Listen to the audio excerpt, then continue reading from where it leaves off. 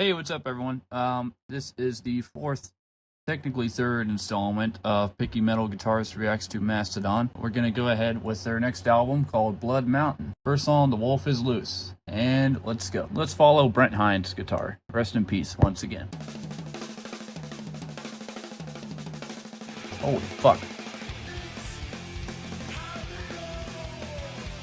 Once again with the octaves, it's really freaking awesome.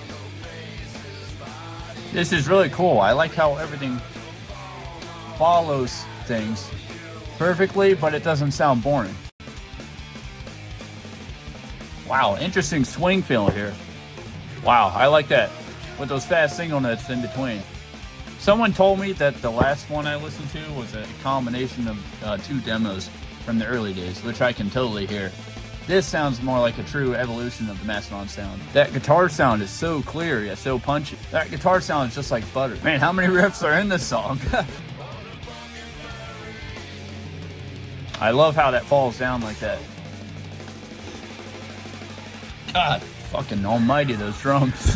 There's so many vastly different styles of riffing here, but it's all within the same umbrella. It's really, really freaking awesome. Holy shit. Every riff there is fucking amazing. Like, they start off with the basic power chords into the octaves, a really awesome swing feel with this section B1 riff, as they call it here. And then we go back into this. I really wish they returned to this part right here with the single note, then the octave, and then the big, and then the flurry of single notes in between, and then they hit the octave again, and then that little single note lead. That was really fucking awesome. First ever listen for that. I'm gonna go ahead and give it a 93, honestly. It's looking really good so far. I mean, I knew this band was good in the beginning, but this is just, like, exemplary. Alright, the next song here is called Crystal Skull. Let's go ahead and get it going. That's an interesting riff, really utilizing those triplets there. Let's follow Brent's guitar. Ooh, those vocals are really eerie. Of course they got those octaves. I love that. Ooh. This is Bill. Man, I love this band's lead guitar work. I mean, their rhythm guitar work is excellent, but their leads just add so much more and take them to like a higher level. Ooh, call back to the first song, but it feels fresh enough. Like they're getting away with using pretty much the same idea, but it's in a different context in a new song, and it sounds fresh. Like, this band is something else. Nice. Ooh. Swing feel, and then we got those third harmonies. Frantic solo here. Okay, some pentatonic. God, man. He's just going at it. What a beast, man. Rest in peace once again. Man, another freaking amazing song. Like, holy shit. I like how they brought back the single note triplets and like the swing feel during this song. Once again, you gotta have those octaves. It's like becoming like a trademark phrase going over this band. Then we got some really cool lead guitar work once again. I loved that solo from Brent. I'm gonna give that a nice 92. I think that's a really good starting point, especially for me. Next song is called Sleeping Giant. Harmonic there. What a cool fucking intro here. I love that, like, what is that, a gong in the background? Oh, fuck me. Such cool textures and intervals they're playing with here. Oh, that delay is nice. Oh my god. That's just bliss. Let me guess, is that Brent? Probably the madman genius himself. How did I not find out about this band sooner? How am I just now getting to them after Brent passed? It's sad, man. By the way, I have been going back and adding all the songs. It's not like I pretend I like them and don't add them, so I, have been adding them to my music here, but I sometimes don't show it. Anyways, let's get back to it here. This part again, they're just like, this is overkill. Like, this is too good, man. That lead part just colors the rest of it so well. Nice drum picking. I like how they're really just using basic chords here with the D minor to the A minor. Well, that would be a C and a G minor. They were a whole step down and then dropped C. That part reminds me of Opeth. What are those triplets? What is he doing? Oh, he's pulling off He's starting on an open string, and then he's tapping and pulling off to like a string fret way below it. That's really interesting. That kind of felt like Hearts Alive Part 2 to me, honestly. God, there's so many great sections, such a great sense of dynamics. The heavier sections, softer sections. It was just all so good. For first listen, fuck it, 96. First ever listen. Like, this is mind-blowing stuff. Stuff is Capillarian Crest. I hope I said that right. Alright, and let's get it going. Whoa. Holy shit. This song has so much personality. I love how they use those really interesting intervals. Holy shit. Brent and Braun are just fucking killing it. I mean, the other guys are too, but holy shit, man.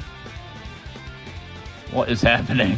Fuck. It's like that backwoods barn sound again, but like Madman version. Oh my god, man. It's even hard to follow along the tab. Now they're just showing off. They're like, you know, we're gonna play a section that totally blows your mind, and then we're just gonna go into this like wonderfully written section right after. This band is just another level. Nice double picking. Oh, pinch harmonic. Double picking in odd time? Are you fucking kidding? It's already confusing enough. And then they take that amazing part, they modify it slightly, and they put it into a new scene. You ever just hear one of those bands, they're just so amazing, you're just blown away and don't know what to say? That's what I'm experiencing, man. Good lord, man. Where to even start with that one?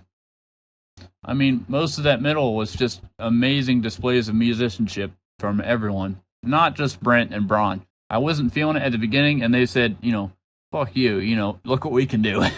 For like this sheer musicianship and fucking madness of that, I'm feeling a 98. If I go back and revisit this and like it enough, I might go to the whole thing at 100, which I've never done before on my page, where I've done over 550 reviews. I've never given a perfect 100, but this might crack it. Okay, next up we have Circle of Psy Squad. Alright, let's get it going. Moderate. I bet that's not gonna last. How do they always have such a creative intro riff? What was that turnaround? Once again, I'm a little blown away. Like, what is greasing my ears right now? I love how they just go into major. I thought that was a vibra slap. Oh, that's fucking sludgy right there. That's like a once in a lifetime riff. Like, I've very rarely heard an album that has me so lost for words. I don't know how this band keeps getting better. Like, there's incredibly talented individuals, you know, at the helm. Like, from that beginning with the playing with the octaves and the open strings, going to that major, minor third there, and then with that panic chord, you know, the minor second. How they go from those power chords again, the single notes, that turnaround, and that fucking disgusting sludgy ending. Jesus. I'm feeling a 95 first listen. So already, they're on an amazing track right now. Next is Blade Catcher. I'm excited. This is really enjoyable music. Let's go. Ooh, clean. Oh, damn.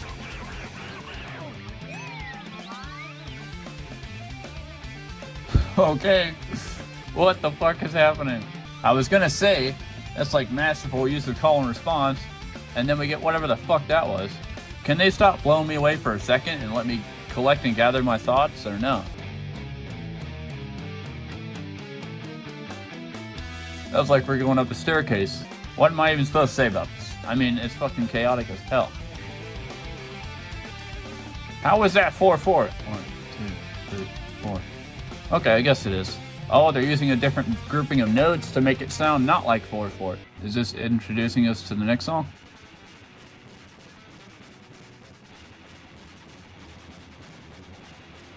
Sounds like it. That was crazy. I thought it was as nutty and eccentric as I was going to get in the beginning with that call and response section, and then they just upped it like a million times. I don't even know how to describe those sounds. I don't think it was vocals. Maybe it was vocals with a million fucking effects on it. And it was just the signature Mastodon sound with the open strings, the weird intervals. I'll give that a 91. I think that's fair. All right. Next up, we have Colony of Birchmen. Nice use of the thirds all throughout it. Another call and response section. Really interesting chorus vocals there. I mean choir, you know, chorus, choir, chorus. Really cool use of intervals here. Not just your power chords. Ooh, beautiful. With that acoustic mirroring it. Nice. Are they going to do something else like interesting? Ooh, is this the chaotic section I've been waiting for? To complete this song? Oh, solo. He has such a madman way of, like, frantic way of soloing. That reminds me of Angus Young. That was really good. I really liked the octaves in the beginning. Those emphasized octaves in between the chugs. And then we went into that really cool riff with the thirds, the minor thirds in there. Ooh, and then this part where it sounded like this slid into every, like, big hit before the few chugs here. Yeah, I really love that clean section as well. So for first listen, first thoughts, I'm going to give it a 93 out of 100. All right. That leads us to the next song, Hunters of the Sky. Okay.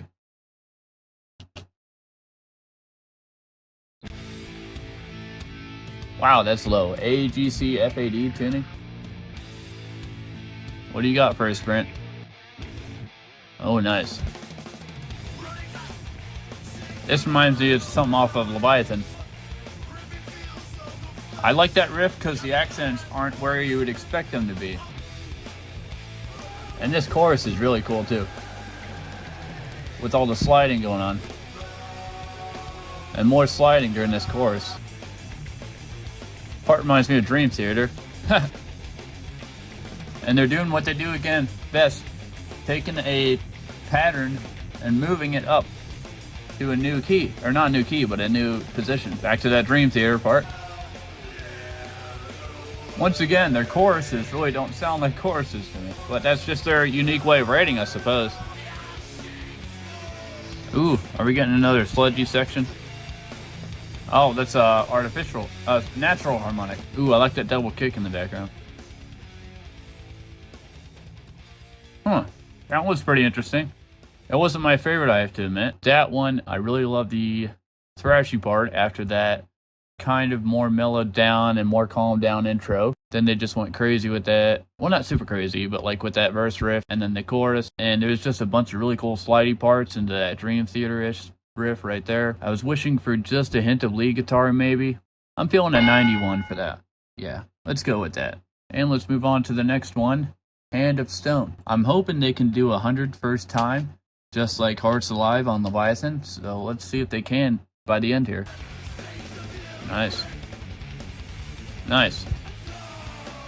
This one's a little bit more stripped down until we get to that chaotic section. Not sure what the harmony is. Damn, those drums. Listen to those toms going around. Is this another vocalist again? Nice. I wish they would return to that chaotic section, honestly. Is that a 3-part harmony there? Wow.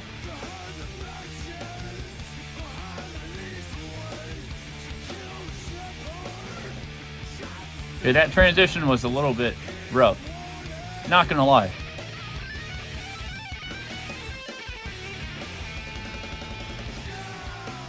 That sounded like his right hand was totally outrunning his left, but it still sounded really cool.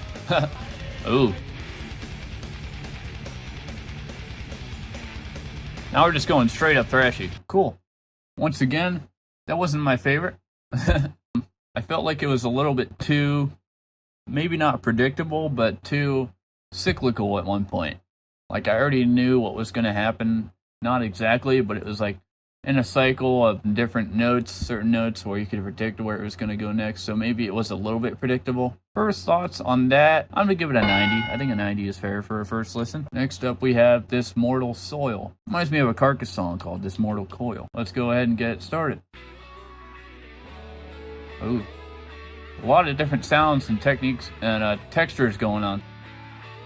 Is that a harmonizer effect? Nice. I like how they keep returning to that theme. Nice. I love their single note riffs. They're so unpredictable. They make it sound like a different time signature by playing a different grouping of notes the next time they go through it. So it sounds like we're not in 4/4. 3/4, I mean. Sorry. 3/4. Ooh, funky part. Nice. I really like those accented hits right there. Really driving in that melody and that pattern, that rhythm. Gotta have it harmonized. I mean, what is it without being harmonized? That's really cool. Ooh, I like how they fell back into that. It really works somehow.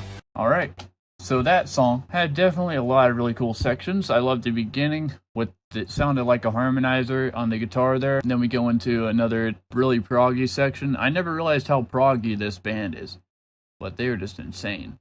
I mean, holy shit.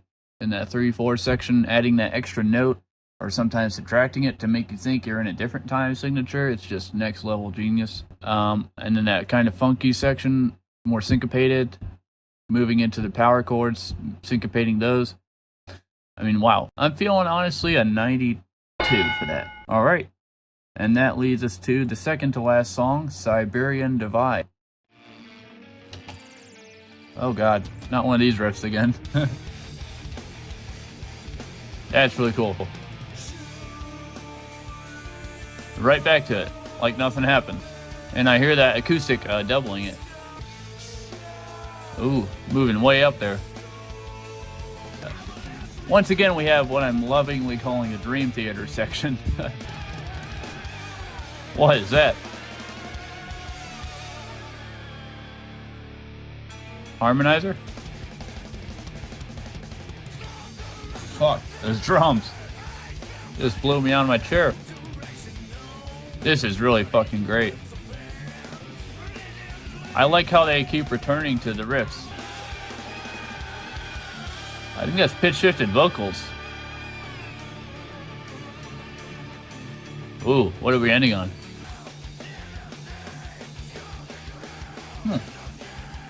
I didn't expect them to stay closed. I thought that would be more open there. There we go. That feels like a proper release. Alright, so that song had many interesting sections. Had the signature Mastodon opening with those crazy intervals and the open strings. Then we go into a syncopated power chord riff part. I mean, it sounds like it should be predictable and boring, but they just spice it up and make it so interesting. Yeah, for my first thoughts on that, I'm feeling a 96 to start with. Alright, and we have finally our final song here, which I'm sad to get to because I really enjoyed this album, called Pendulous Skin. Nice. This sounds like another Joseph Merrick, was it? From Leviathan? That's what it really reminds me of. Just masterful use of chords and chord structure and wow. This band is on a whole nother level. And I don't mean that lightly. Ooh. Nice jazzy octaves there. I love this little bluegrass licks that he throws in. I love when Brent gets the solo. Kind of reminds me of Jimmy Page a little bit. Organs? Am I hearing organs? God. Wow. That was nearly another Hearts Alive. I mean, I don't know where to start with that. This band is just blowing me away more and more with every new album.